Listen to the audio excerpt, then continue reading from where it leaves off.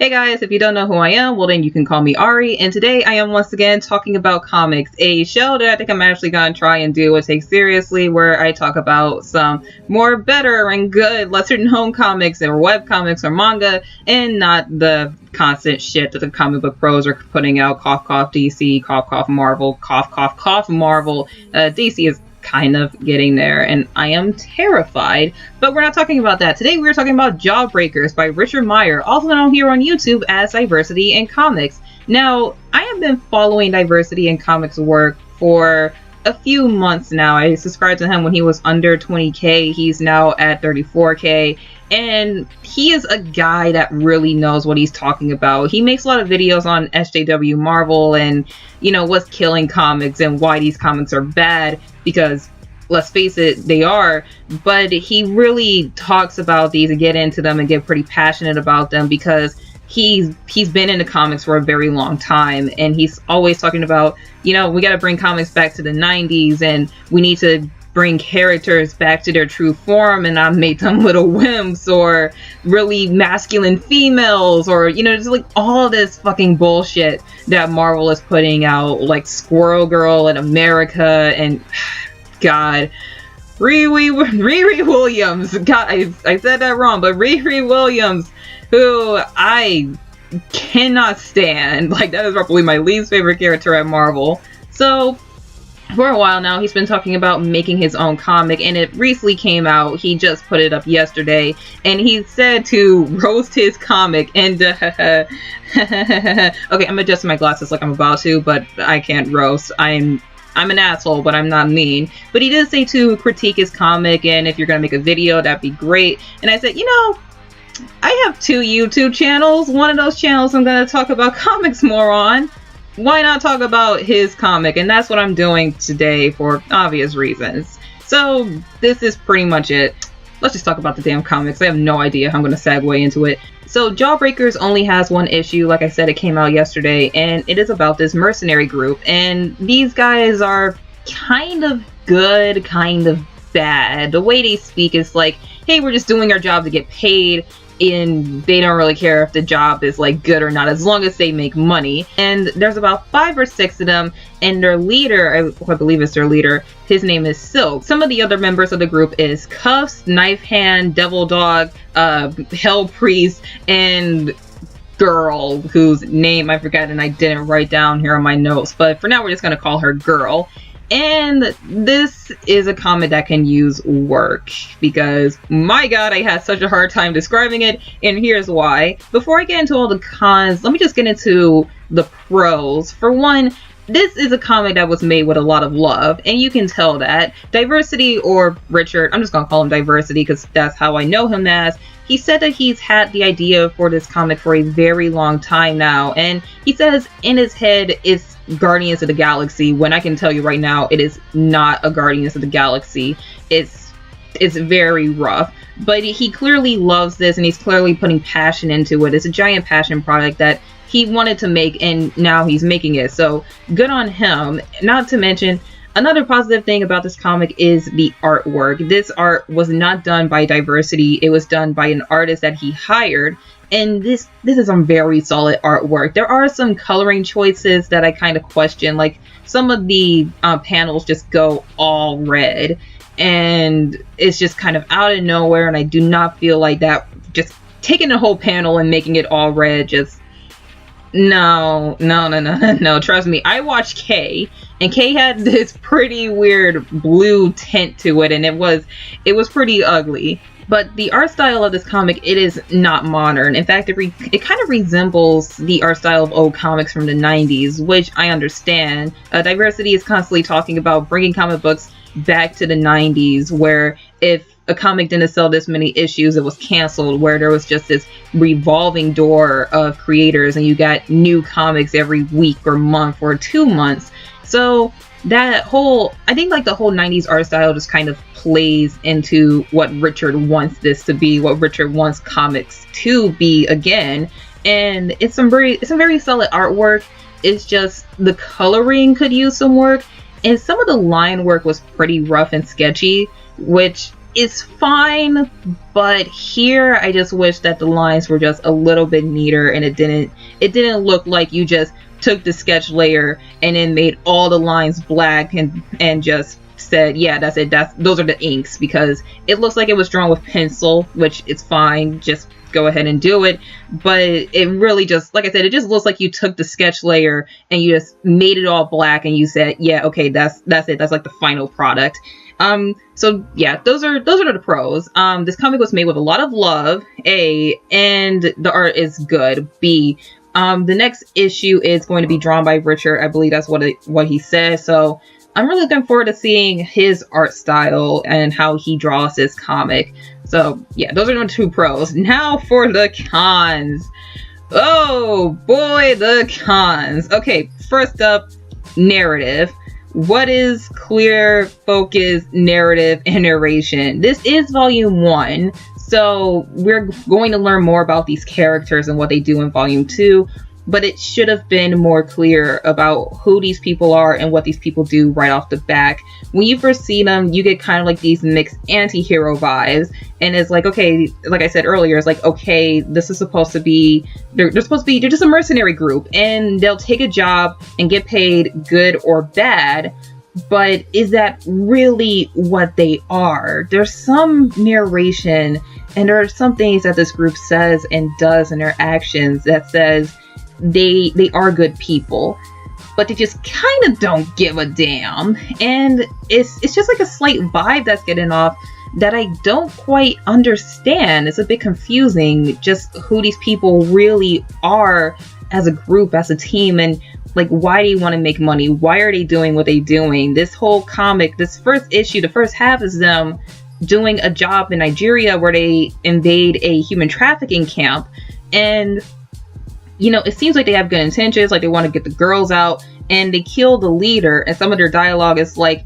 hey, we didn't come here for the girls, we came here for you, we want to kill you, blah, blah, blah. And they kill the leader, but of course they pack the girls in the helicopter and they take them home, so it's like, oh, it was just a bluff. But the second half of the story, when they're given a new mission, it's very confusing and unclear just who exactly these people are, because that whole, oh, it's just a bluff, they actually are pretty good and they actually do want to save people, it just immediately gets thrown out the window with the second half when they're giving a new mission and they're like, oh, we can't kill them, or we can kill them, or I don't know. It's just unfocused and unclear, and this narrative needs a lot of work. You really need to tell us what this group does. Who are the Jawbreakers? Are they the anti-heroes? Are they really the people who just want to get paid and make money? Do they actually have a soul and a scrap of humanity? Do they value human life over money? We need to know this stuff, because right now it's a pretty confusing narrative, and you really need to convey to us, just give us a clear-cut picture of who these people are, especially in volume 2, when we should be learning more about these people. And the second big thing that this is like the biggest thing, just like the thing that grated me the most, is the dialogue. Man, this dialogue is rough. So here are the 2 main flaws about this dialogue. Number 1, the dialogue is not well written. It does not flow well, and it is not conveyed in a way a person would speak. For example, this is like the biggest thing that stuck out to me with this dialogue. Early on in the story, when Jawbreakers is invading this human trafficking group, there's an official there, a soldier, and he's talking to a superior, and the superior is like, who is it? Identify the man. And the military, not the military, but like the officer, the soldier, he says, it's some white dude, sir. And I'm like, what? Is because that is not a way a soldier should speak to his superior. What he should have said is a middle-aged Caucasian male wearing glasses and priest-like clothing, and that would have been the proper way for a soldier to respond to his superior, not some white dude, sir. And it's dialogue like that that just takes you out of the experience. It's just glaring. It's just like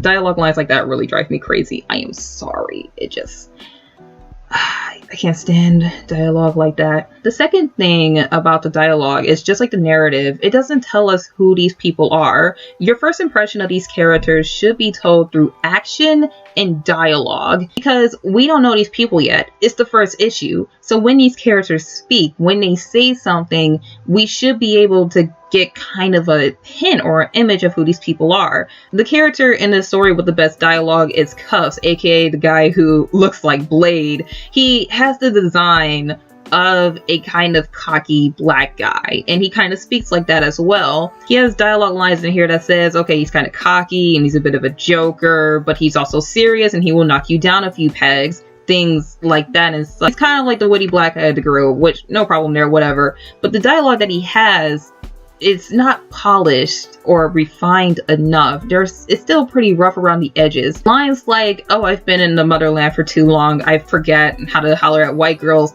That is how black dudes speak. I mean, look at me. Obvious reasons. I fucking know. That is totally how a middle-aged black guy would speak.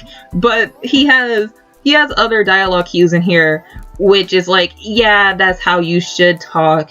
But at the same time, it's kind of wrong, and it could be better. However, the rest of the characters in the story, the way they speak, I don't know anything about them. I can't tell anything about them because they're just not written or in a way that tells me anything. And the way they speak is just flat to me. Like the character Silk, he says the line, "Get Devil Dog out of the tank before his old ass burns." And that says something about him. That says that he's the leader, that he's in charge, that he's been around the block and he's trying to look out for his teammates. However, later, he's just kind of an asshole, really. And it's not like the kind of, you know, Soldier 76 asshole, like, get over here and healed up, or I'm not as young as I used to be. Later in the story, he just turns into an asshole dad. And I don't think that's how this character should be. He's supposed to be like this old guy who's been around the block. You know, the Soldier 76 guy, American dad from Overwatch, not asshole father who hasn't talked to his daughter since he was 6. And the rest of these characters, same thing goes with them. I don't know anything about Hell Priest or Knife Hand or any of the other characters. The only character who I can really get a feeling for is Cuffs, because he's written and he speaks in a way that tells me who his character is. So next issue, I really hope they change that, because I want to know more about these characters. I want to get invested into them because I kind of like this story so far. It's confusing and it could be written better, but I think it's the reason that Richard loves this story and he's clearly trying to pour his heart and his soul into it. It's just drawing me to it as well. But there's just so many problems in the writing that holds it back from its full potential. He's trying to make a superhero comic, a kind of nostalgia 90s superhero comic. It should be written better. It should be written in a way that is such so that it can be more clear, so that we can get a more clear understanding of what this story is, of who these characters are. Because so far it seems like this story is driven by his characters, that his characters are supposed to keep us invested in this story, that we're supposed to keep reading these stories for these characters, but the writing of them is not very well done. These characters should be better written and they should speak in a way that tells us who these characters are. They should speak more clearly, and the dialogue flow, that's the thing. The dialogue just drives me crazy about this story. I need good dialogue in my story, because dialogue is just very telling of your characters and who these worlds are and what this world is. I can't speak, I am sorry. But the dialogue really needs to improve and get better here, because just the fact that the dialogue is not so well done, that's pretty disappointing, especially with how much love is being poured into this comic. You really need to fix the dialogue diversity. You really, seriously, because I kind of wanted to pull my hair out reading some of these dialogue cues. That's like the most I can say without getting repetitive and in a short amount of time. The dialogue is kind of a mess. It's rough and unpolished, and it really needs to be improved. The narrative needs to become more focused, and another thing about here is the tone. The toning of this story is pretty jumpy. The beginning of the story starts off with Jawbreakers on a mission, and that's how it should start off. We should see these guys getting down to work and see their line of work and what they do. Then, after the mission, in the second half of the story, there's some really weird tonal shifts in here. Like, there's a comedic tone while also this serious thing is going on, and all of a sudden we get jumped into this thing with what's his name? I forgot his name. Whoops. Silk and his daughter, and Silk punches, I forgot who that was. Was it Hell Priest? I think it was Hell Priest. He just, like, Hell Priest just comes in and he's like, hey, talk to your daughter, and Silk is like, nope, and then he just punches him. Then it's just like, where did this whole drama come from? Where did its plotline come from? We should be eased into this. It just jumped back and forth between the serious tone and the comedic tone, and then we're just thrown into this plot line. I think a better way to introduce this dilemma between Silk and his daughter is after Jawbreakers goes on this new mission with this kid villain. I forgot his name, I'm sorry. And Silk just kind of doesn't really treat his daughter all that well, with disrespect. And then after the mission, when they're successful, they get back to HQ, and his daughter is like, why won't you talk to me as a person? Why won't you treat me as a person? I'm trying to help you. I'm trying to work with you. And Silk just kind of won't have it, and maybe you can show some emotion on his face, like he's in pain, because they kind of did show that Silk did care about his daughter, even though it kind of seemed like he didn't want to be bothered with her. It's that whole conflict, that clash of art expressing emotion and the dialogue and the actions of Silk that kind of says he cares, but at the same time he just doesn't give a damn, which is why I call him an asshole father earlier. There's also quite a few spelling and grammatical errors in here as well, which Diversity has acknowledged and he's noticed, and he said he's gonna fix them later. So it's just like one or two or three, like a misspelling or just a word isn't there. But besides that, everything I just said just kind of holds this comic back from being at its full potential. I know that Richard says that in his head this is like a Guardians of the Galaxy, but he kind of asked for this, but he's asked for criticism from his readers, and you know, just trying to help him out. I really don't know what I'm saying anymore. Maybe I should wrap this up. I'm sorry, I'm kind of in a rush. I had to make this video before I go spend a weekend with my dad and we watch Batman or Harley Quinn, so sorry. In short, this comic is far from being the Guardians of the Galaxy that Diversity has in his head, but it's very easily fixed. The narration needs to become more clear. The toning needs to be better paced. The dialogue needs to be more polished and better written. Same thing goes with the characters. The characters need to be better written and conveyed in a way so that we can understand them, because right now I do not know anything about any of these characters except for Cuffs, because Cuffs seemed like the best written character here. He was kind of like a Blade, the Blade of this team and of this universe in a way. But Diversity, if you're watching this, get an editor, get someone that you trust, get someone who kind of knows comics and knows what you're trying to do and convey here, to look over your work and say, yeah, okay, change this, change this, change this, change this. You can get rid of this, maybe save this and move this here, and this can immediately have a vast improvement if you just got a good editor. Also, if you actually are watching this, just a humble request and question and big piece of advice. Please stop putting this on Dropbox. I am begging you. Do not put this on Dropbox anymore. This is a original comic. This is your original work. It's not Rebirth. It's not a fan comic. If you really love this comic, if you want this to be seen by a lot of people, stop putting it on Dropbox. Stop just exposing it to your audience. Yes, you have 34 million followers, but not all of those, why did I say 34 million? 34,000 followers, but not all 34K are going to read this comic.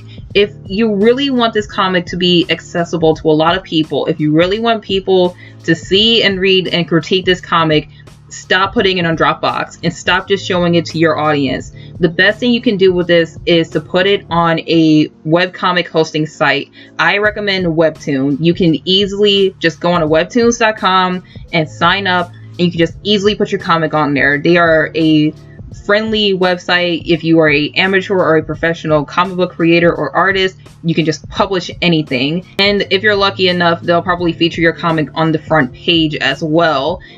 People can subscribe to your comic, they can rate your comic, they can leave comments, they'll get updates on when the comic book updates, and your comic will be exposed to a wider audience, especially since Webtoons does not have a lot of superhero comics. Yet there are some really good comic artists on the site that have made a name for themselves among the webcomic community, like Lunar Baboon and Blue Chair, and the creators of Lumine and Super Secret. Webtoons is kind of known for being a South Korean webcomic site, but in reality there's creators from all over the world. Like there's American, Canadian, South Korean, etc, etc, etc. So please stop putting the PDFs up, especially since I had such a hard time reading this comic. The comic wouldn't download. It wouldn't load properly. It froze because my old 3-year-old Windows 8 computer it just got slowed down thanks to the PDF because the file was too big. It was very slow to load. It was a pain to read this comic in the PDF version. So please just stop putting it on Dropbox. If you really love this comic, just put it on Webtoons or on Taps or whatever. Make it more easy and accessible for people to read it, because just putting it on Dropbox is not going to help your comic. It's not going to help your comic to just expose it to your audience here on YouTube. It's better to put it on Webtoons and maybe link your Patreon so that people can support you, because you can link your Patreon through Webtoons. And you can also put a little end page with your social media, like Diversity in Comics YouTube channel or things like that. You can even put it in your profile on Webtoons. So yeah, please stop putting it on Dropbox. I do not want to have to deal with Dropbox for the next issue, because I am going to read it, and if you put it on Dropbox, I am not looking forward to it, because it was a pain to read this comic. So please, that is my biggest request from you. Just screw everything else I just said. Make a webtoon. Put it on Webtoons. I am done with this slow PDFs. The file is too big.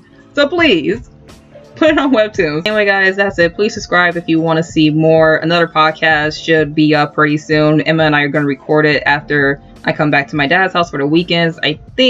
I hope. I didn't ask her, but we should record a new podcast sometime next week. I will make sure, and it will be up on this channel. So subscribe to this channel for more. Follow me on Twitter at CallMeAriNS. And Richard, if you are watching this, Richard Diversity, I don't know, but if you are watching this, I really hope that you took my advice. I'm not sure if it was clear enough. I hope I did, because I have a tendency to kind of trip over my words and repeat myself, even though I have notes right here. And yeah, notes right here.